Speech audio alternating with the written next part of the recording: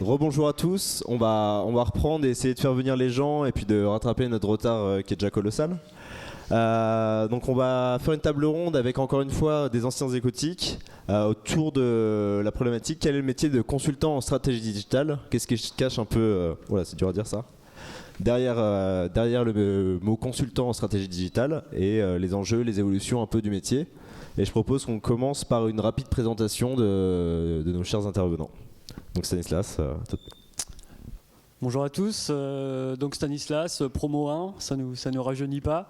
Donc je travaille chez Altitude Infrastructure. Altitude Infrastructure, c'est un opérateur d'opérateurs, c'est-à-dire qu'on va déployer des réseaux en fibre optique, on les exploite et on les commercialise. Donc la plupart d'entre nous, si ce n'est la quasi-totalité, ne nous connaît pas parce qu'en fait on ne vend pas de service au client final, mais on va vendre des services à Free, Orange, SFR, un numéricable, qui vont ensuite vous vendre à vous les offres de détail. Moi, au sein de cette entreprise, je travaille au développement et à gagner de nouveaux dossiers.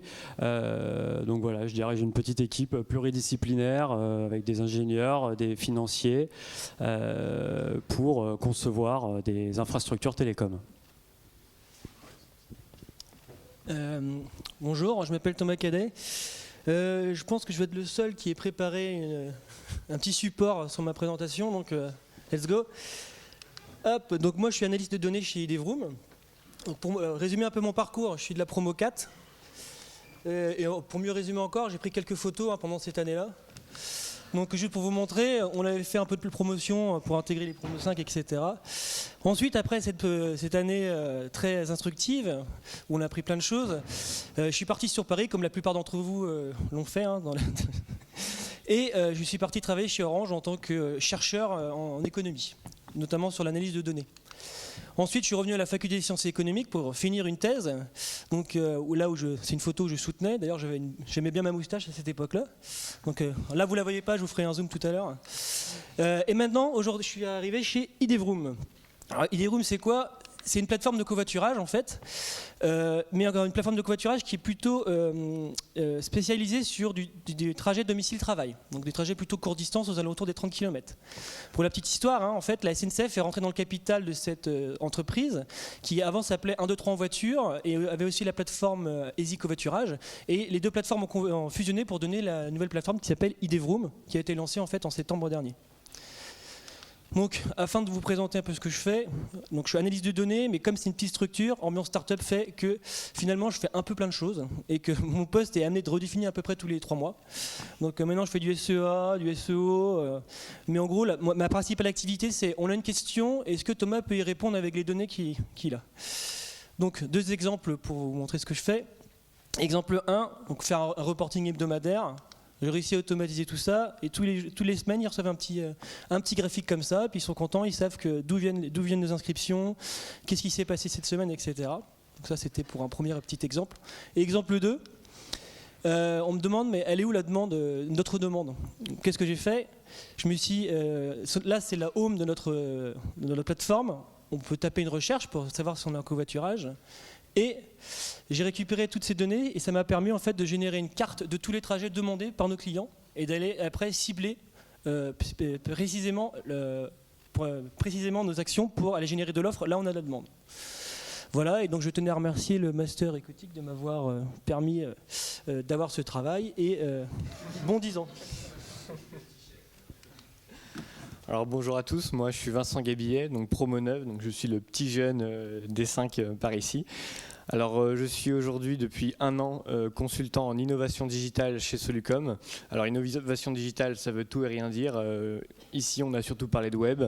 Mais chez Solucom, innovation digitale, c'est surtout du télécom, du réseau. Donc dans les types de missions, on a typiquement du déploiement de flotte mobile ou de tablettes. Pas pour installer des applications où on tape sur sa belle-mère.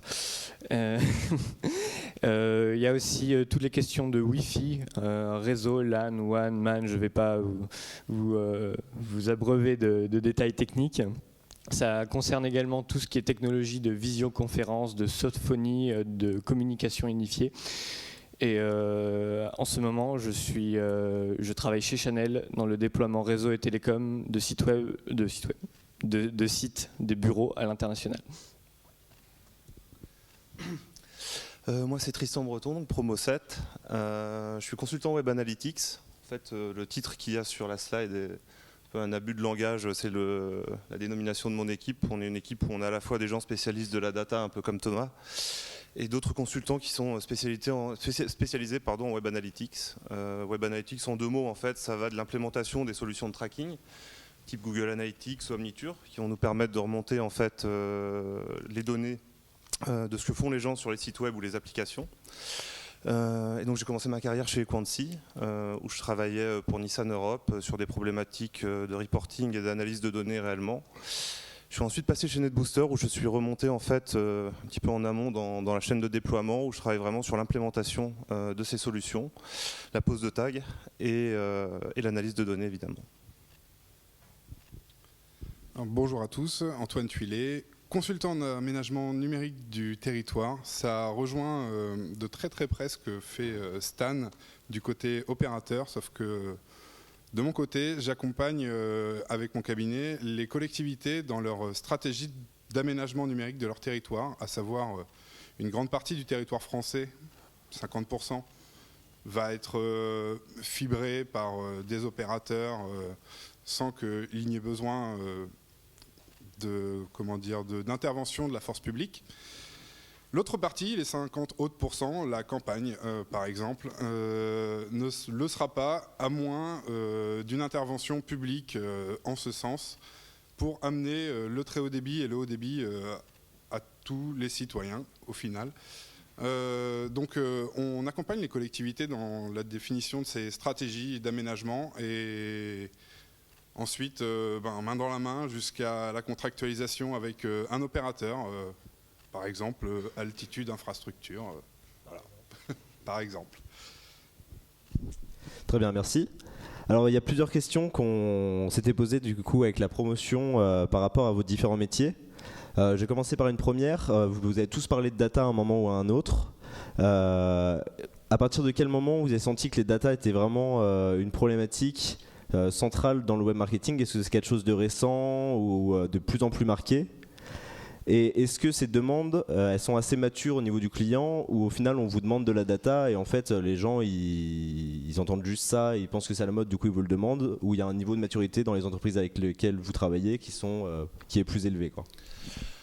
C'est pas nouveau en soi, puisque l'intérêt du web c'est de pouvoir effectivement mesurer clairement la portée de ses actions, hein, typiquement de ses investissements médias.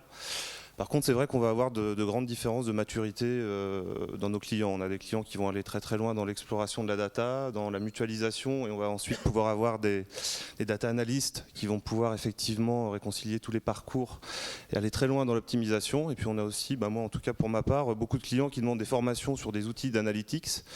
Et quand on vient donner cette formation, on se rend compte finalement que les basiques ne sont pas là et qu'ils ont besoin de cadrage, ils n'ont pas défini d'indicateurs clés de performance. Ils n'ont pas réfléchi à pourquoi était là leur site, à quel type de données ils devraient regarder et extraire, comment ils pouvaient automatiser une certaine partie de ces tâches. Beaucoup font encore tout ça manuellement. Donc voilà, on a des gens très très avancés et des gens qui sont encore très immatures sur ce sujet, en tout cas pour ma part. Et il y a aussi un problème, moi je vois ça par rapport à mon travail chez Devroom maintenant, il y a aussi un problème d'infobésité, c'est-à-dire qu'en gros on a accès maintenant à des multitudes de données. Et il y a des fois, on va avoir des clients qui vont avoir tendance à vouloir demander tout ce qu'ils peuvent demander, mais en gros ils savent pas très bien à quoi ça va servir. Sauf que de l'autre côté, ça va nous générer un travail de monstre. Et après, il y a aussi une partie un petit peu éditorialiste en disant voilà moi ce que je vous conseille d'aller regarder comme indicateur. Et après il y a leur demande. Donc après il y a aussi ce côté où on fait un petit peu, on leur dit je peux vous donner vos infos, mais elles vont pas vous servir à grand chose, je veux dire par rapport à votre activité. Ça va vous générer en plus du bruit par rapport à tous les autres indicateurs. Donc il y a aussi un peu cette corde-là aussi à gérer, je sais pas ce que tu en penses. Ouais. D'accord, donc ce que tu es en train de dire, c'est qu'il y a une grande partie de votre travail qui est en fait plutôt un travail d'évangélisation, dans le sens où il faut d'abord expliquer à vos clients ce qu'il est possible de faire, et ensuite expliquer ce qu'il est pertinent de faire à partir de ce qui est possible, quoi. Ouais. C'est ça ? D'accord. Tu parlais tout à l'heure de différents niveaux de maturité. Qu'est-ce qui explique selon toi ces différents niveaux ? Est-ce que c'est avec la taille de l'entreprise, une culture, un modèle d'organisation ? On se rend compte effectivement que, alors moi quand je travaillais pour Nissan, on était pour le coup sur une grande structure puisque c'était Nissan Europe, donc c'était 24 pays avec des sites web et mobiles à l'époque, donc un site mobile dédié. Et là il y avait effectivement un niveau de maturité avancé avec une réflexion en amont sur les KPIs, donc c'est indicateurs clés de performance, des objectifs mensuels et annuels sur chacun de ces indicateurs clés de performance. Une automatisation du reporting et un management digital qui était très à l'écoute, était très friand des analyses puisqu'on produisait une analyse par semaine qu'on présentait au management de Nissan dans mon équipe. Et à côté de ça, effectivement, on va aussi avoir d'autres très grosses sociétés. Je travaille actuellement pour PSA où on fait plus de l'implémentation. Et il y a, entre guillemets, beaucoup plus d'amateurisme de leur côté. En tout cas, le projet est beaucoup moins cadré. Et ils savent beaucoup moins où ils veulent aller. Et c'est beaucoup plus compliqué de travailler, effectivement, dans ce cadre-là.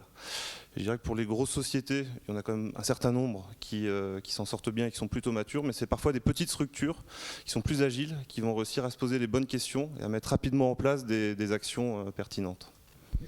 Donc tu parlais du secteur de l'automobile avec 2 exemples de niveaux de maturité différents entre Nissan et PSA. Moi, j'allais rebondir sur ces secteurs-là. Est-ce que, alors, vous constatez qu'il y a des secteurs qui sont beaucoup plus en avance que d'autres? Et est-ce que vous voyez des secteurs qui vont émerger? On parle beaucoup du secteur de la santé, par exemple, qui va beaucoup se développer sur le web prochainement. Est-ce que c'est des tendances que vous constatez?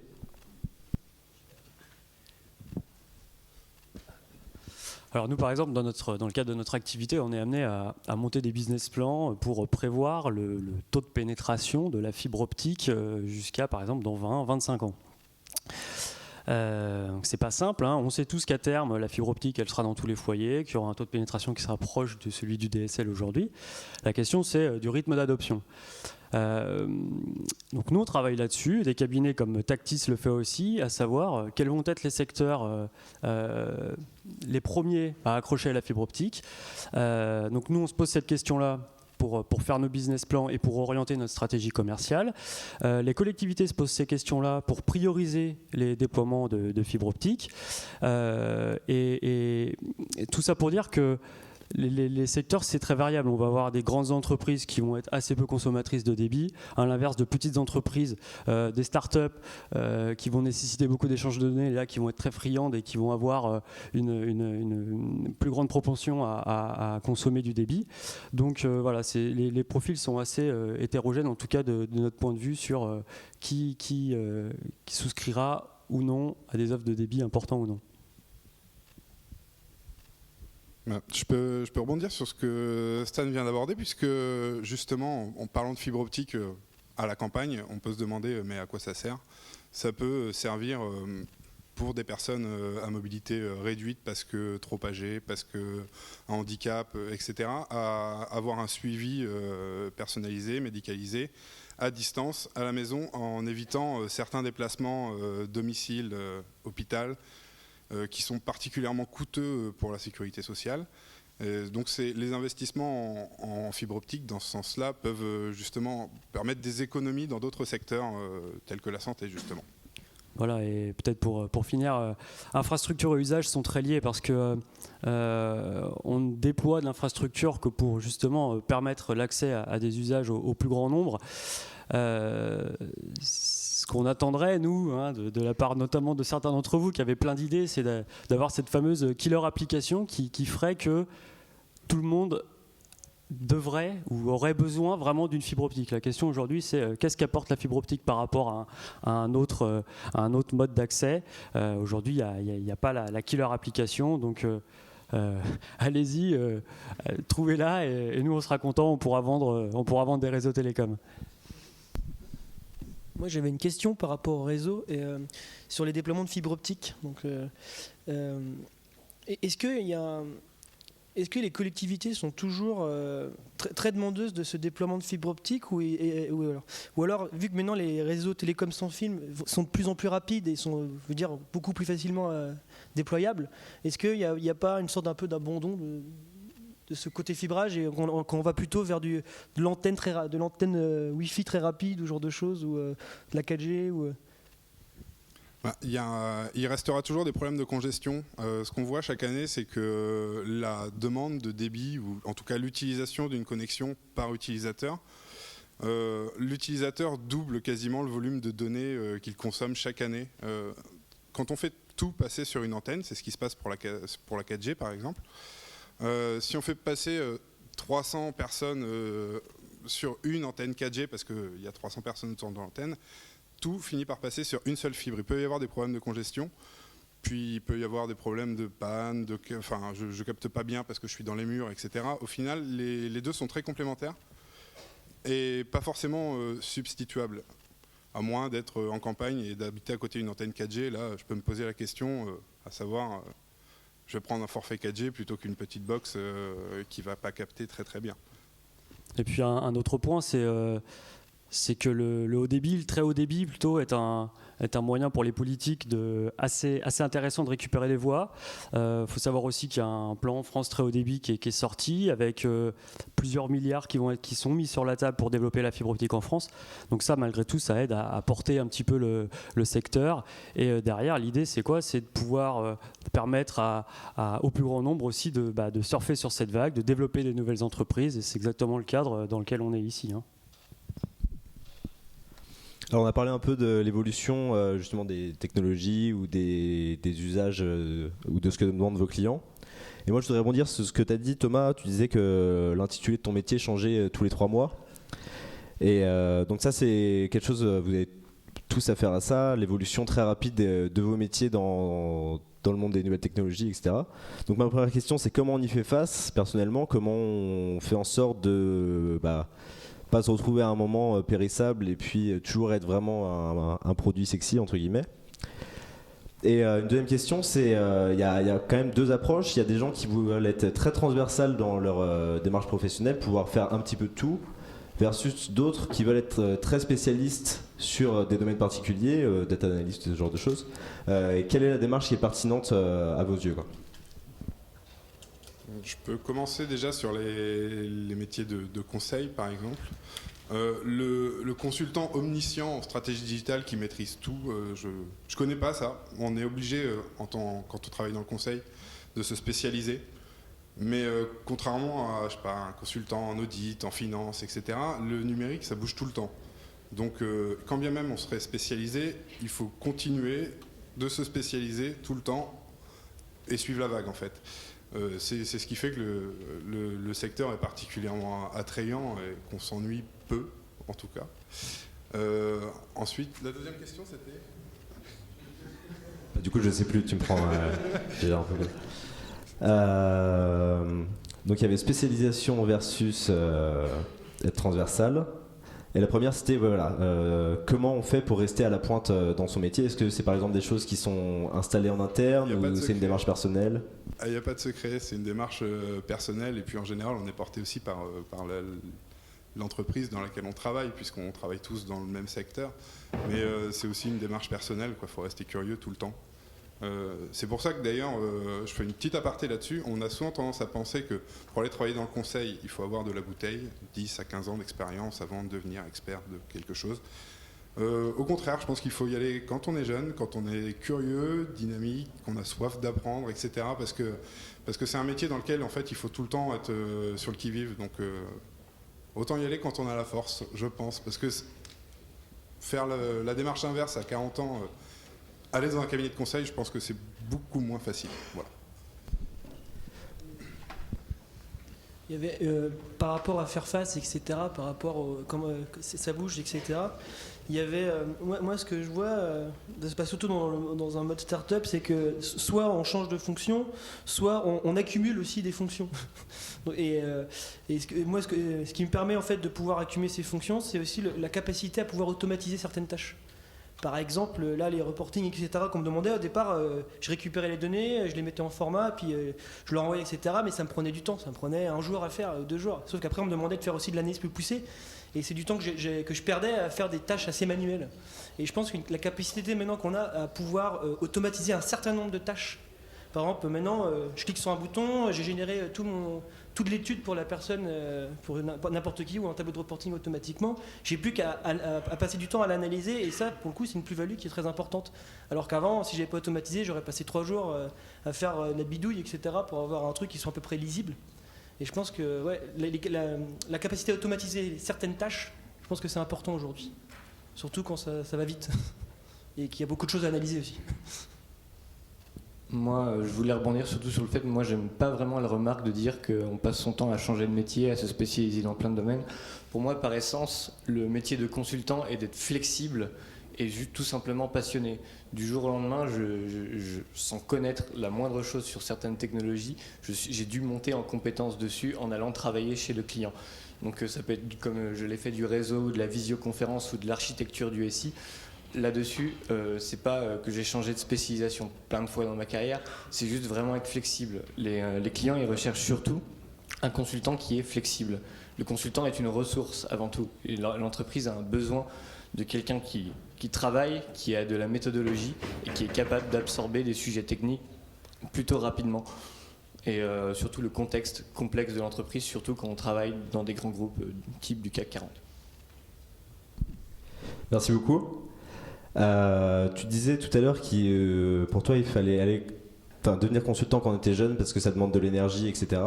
Et le numérique, c'est un secteur où il y a beaucoup de jeunisme, on en entend parler. Est-ce que c'est quelque chose qui vous angoisse, vous les vieux maintenant ? Et du coup, c'est les 10 ans du master écotique. Où est-ce que vous voyez dans 10 ans justement par rapport à l'évolution de ce secteur, quoi ? Je vais prendre le point parce que j'ai bien entendu la petite allusion au vieux.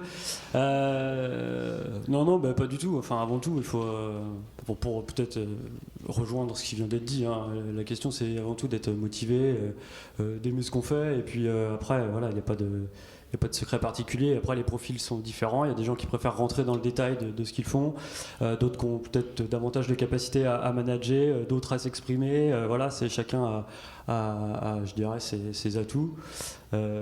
Après, le jeunisme, les jeunes, c'est bien. Les moins jeunes, c'est bien aussi. Il faut les deux. Hein. Alors d'ailleurs, si je peux faire un petit clin d'œil à l'université, moi je travaille beaucoup avec des ingénieurs ou des gens qui viennent de grandes écoles de commerce. Et je constate quand même que les gens qui viennent de l'université ont une certaine capacité à se débrouiller tout seul et à se dépatouiller des sujets. Donc ça, dites-vous bien ça, je pense que c'est quand même un point fort. Alors il y a plein d'autres points un peu moins forts, hein, mais celui-là est un vrai point fort et il faut le savoir et il faut l'utiliser. Quoi. Je suis le seul vieux, donc c'est ça. Alors, plus personne ne veut parler sur scène. Est-ce qu'on a des questions dans l'assemblée ?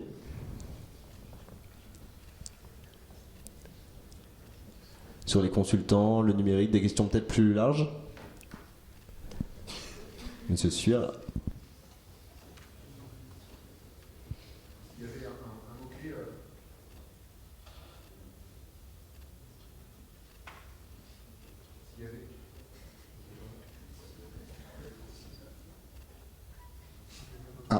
S'il y avait un mot-clé en 2015, peut-être by la French Tech et le gouvernement, c'est donc ce fameux concept de transformation digitale. Vous qui donc êtes des experts du numérique ou du digital, c'est quoi pour chacun d'entre vous dans vos métiers respectifs la transformation digitale ? Bon, j'ai un micro, donc je vais commencer. Alors, pour moi, la transformation digitale, c'est quelque chose qui existe depuis très longtemps dans les grandes entreprises. Celles-ci investissent massivement tous les ans en nouvelles technologies. Et la transformation digitale, il y a deux choses. C'est d'abord la transformation de leurs services. Donc ça, par contre, les grands groupes ont pris de plein fouet l'arrivée du web et du mobile, par exemple, dans leur business model. Mais par contre, c'est également la transformation de leur infrastructure. Et ça, les grandes entreprises investissent massivement tous les ans dans leur transformation, que ce soit, comme je disais, en réseau télécom, en infrastructure, en sécurité. Et ça, c'est une chose qui est plutôt ancienne, même si la façon dont ils commandent leurs prestations a plutôt changé avec la crise. Mais les investissements n'ont pas vraiment freiné dans tout ce qui concerne les infrastructures. Et Solucom, on adresse surtout ces questions d'infrastructure, avant tout.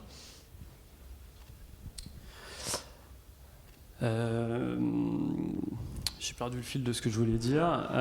Pour un territoire, ça voudrait dire quoi de se transformer à l'aide ou grâce au numérique ? Exact. Alors d'ailleurs, ça...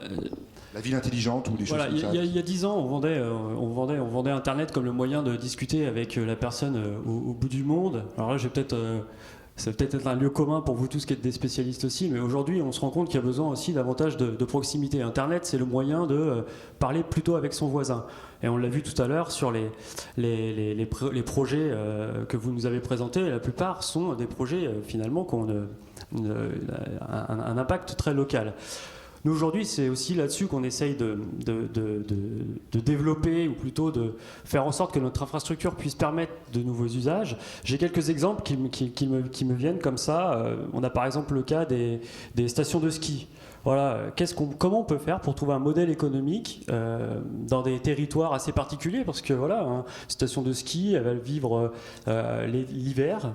Alors de plus en plus, certaines vivent l'été, mais il y a quand même malgré tout au moins 6 mois où il ne se passe rien. Comment on fait pour rentabiliser une infrastructure, par exemple? Quel modèle économique? Quels arrangements ou quels partenariats on peut trouver avec les opérateurs ou avec les collectivités territoriales pour comment faire vivre une infrastructure alors même qu'il n'y a pas tout le temps du monde derrière et au bout du fil. Voilà. Donc ça, c'est un vrai sujet. La Smart City, c'est apporter la fibre optique aux bons endroits pour pouvoir derrière que là aussi les services puissent être développés. Par rapport à la transformation digitale, je vais prendre l'exemple de la transformation digitale sur la SNCF. Parce qu'on en fait un peu partie en fait avec Idevroom. En ce moment, la SNCF, ce qu'elle essaie de faire, c'est d'utiliser tout ce qui est digital pour apporter un petit peu de connexion en fait. En fait, elle essaie de digitaliser un petit peu l'expérience de transport en train, et en fait elle va se servir de tout ce qui est smartphone, internet, etc.